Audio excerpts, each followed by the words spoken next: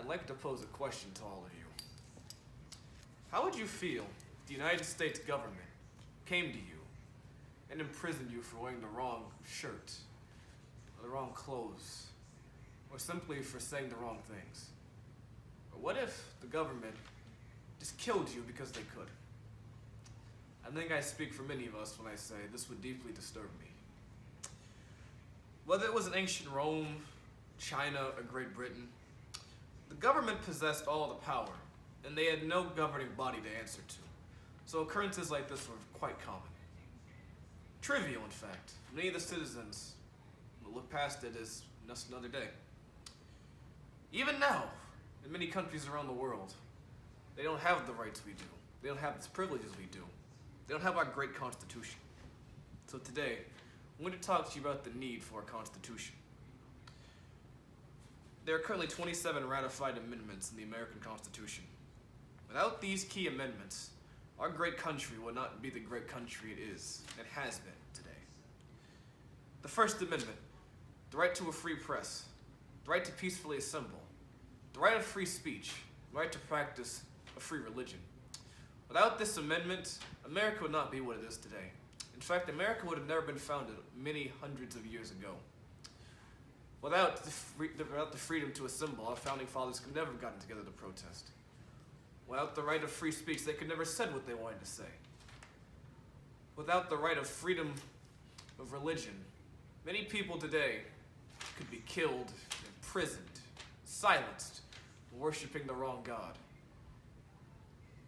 In many countries, it still is the case. The Second Amendment keeps us safe from a tyrannical government. As controversial as it may be, the Second Amendment is important. Because without the rights to bear arms, we could wind up just like the Jews did in Nazi Germany, disarmed and at the mercy of their own government. The Fourth Amendment protects us from unlawful search and seizure. Without this amendment, the government can simply come and take your property with nothing stopping them.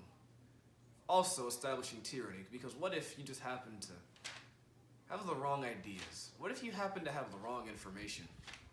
They could simply come to your house and take it.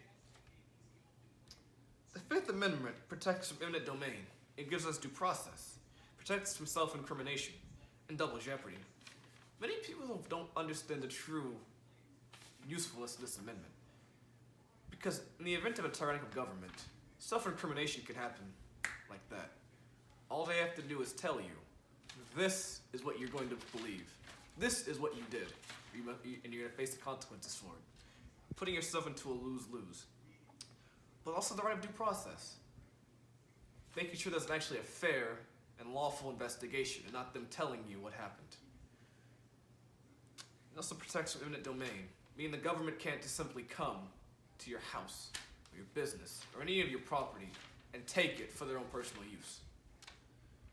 And lastly, protection from double jeopardy, meaning that whenever the decision in a court has been made, finding you innocent, you cannot be later charged with being guilty. The Seventh Amendment is trial by jury, making sure whenever the event of you being in a court of law happens, and make sure it's done by your fellow peers, not government officials, not military officials, but fellow citizens. The Eighth Amendment protects us from excessive fines and cruel and unusual punishment. Because without the Eighth Amendment, of crime so trivial as jaywalking could be levied to you with $1 million bail. How is that fair? Or another simple crime of shoplifting. Like in ancient Japan, if you shoplifted, they would cut your hands off. Is that something we'd like to have in our country? I don't think so. The 13th Amendment is very near and dear to my heart. It abolishes slavery and makes sure no one can be enslaved by their creed or their color. But the 14th and 15th Amendment are also dear to my heart because they give not only people like me, but other disenfranchised minorities the right of citizenship.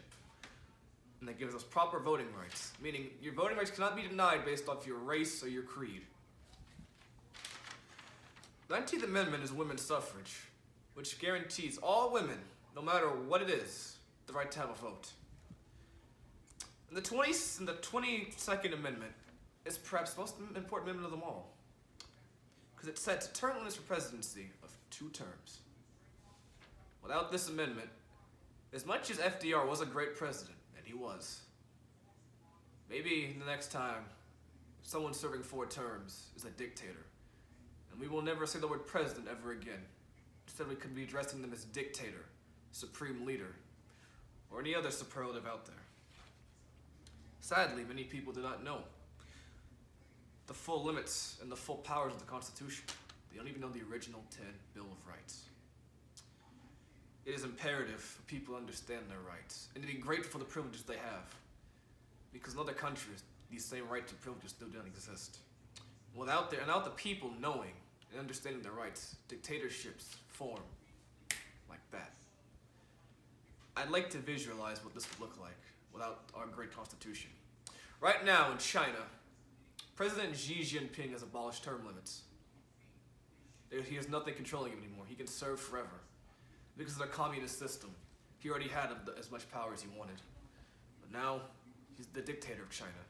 In North Korea, Kim Jong-un is the supreme leader, and he oppresses his own people for simply talking out of turn, saying the wrong thing, or looking too far deep into things.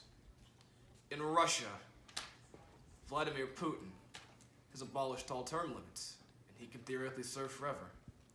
So I urge you to learn about your rights and call on your representatives, hold them accountable. The fate of America depends on it.